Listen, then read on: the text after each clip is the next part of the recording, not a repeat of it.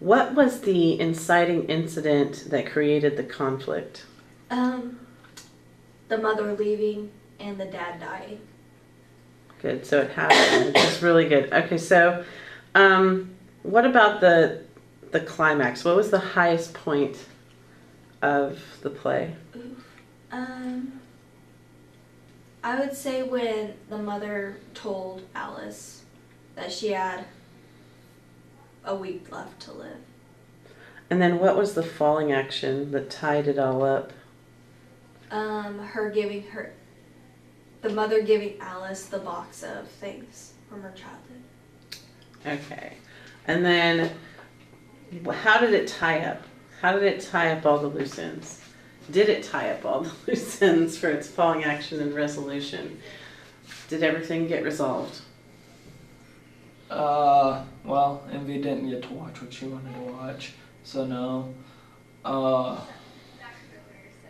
In a way, kind of, because we were like, oh, well, we're dead, so it's not.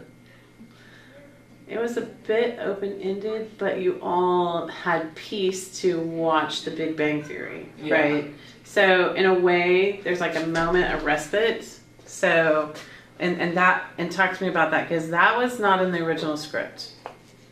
What, watching TV? And then coming to The Big Bang Theory, right?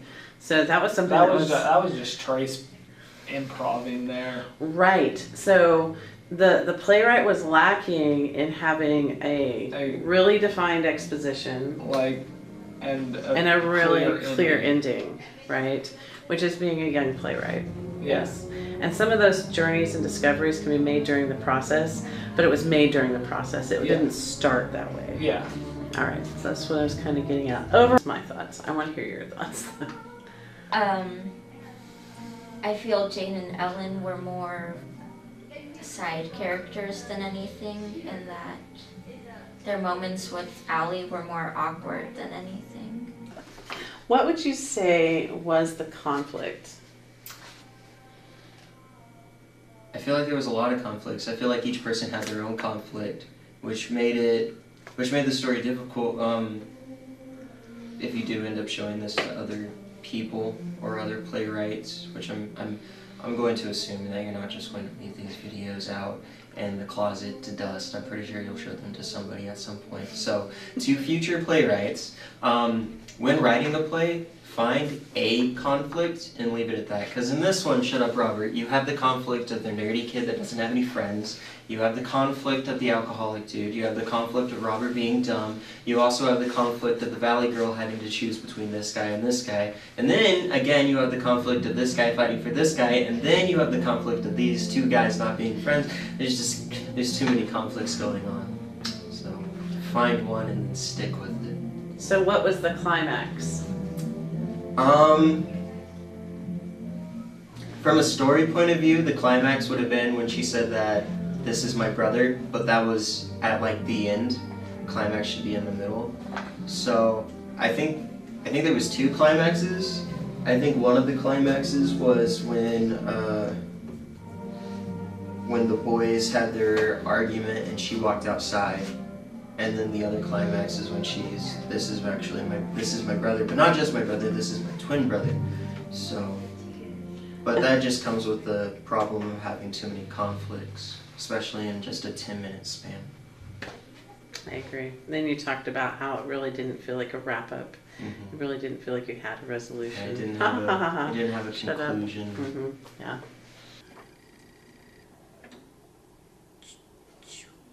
And then characterization, Tan. I mean, Hannah adapted to her character really well throughout time. Yeah, I didn't feel like it was like as some people play a character and it's just them. I felt like she put like herself into a different mindset, I guess. Yeah, that's what it is. And Anthony definitely was not Anthony out there. He was a bland person. Which is pretty much what he's supposed to be, so. Yep. We're gonna go good choices. Good, very good for that one. Movement and blocking. Movement. I mean, It changed up every time they practiced, Yeah, so there was never like a set. but there was never a case of blocking for them two, as from what I saw. Yeah. It wasn't that they had to fix it. It was just it was sporadic at times. Yeah. So we're gonna go good. Emotion? Yeah, tension and emotion. I would give it like a good 6. I mean, they showed it was pretty good. Which one is this? This is the one with Molly and them. Yeah. Yeah. And her eating the roots off the floor. Yeah. I think it was either 6 or 7. I thought it was pretty good. Yeah, I'll give it that. Memorization. I think everyone knew their lines. Yeah, I think everybody did. So 8. Characterization. Strong choices. I think the only person that I didn't like, it was nothing personal, but Trace was a bit much. Yeah. Like, he was screaming. We couldn't even understand what he was saying. So I guess just like a 6 on that one then. Talking about blocking us when they're moving in front of each other, like upstaging. That was. You have to move in front of each other if you're gonna leave. No, it's, No, if you were a main character, like if you're one of the characters that needed to talk, you have to upstage and then go behind. At what part did that happen though? I don't remember that happening. I'm just saying. I thought they did pretty good. there's a few times where a few of them were standing in Which front of. time? I give them a 7. And now we need Diction. diction, projection, and vocabulary. I feel like most of them, but there were a few that didn't. I couldn't hear like Julian would go and talk to Jude, Jude or Ryan. I was in there for that Jacob part. at that one part where she walks over the beginning. And it's like, She could have turned a little bit more toward the mic. yeah. I'd say a 6. Also though, with it, like, it had the potential to be a good play, but I also think parts of it needed to be rewritten.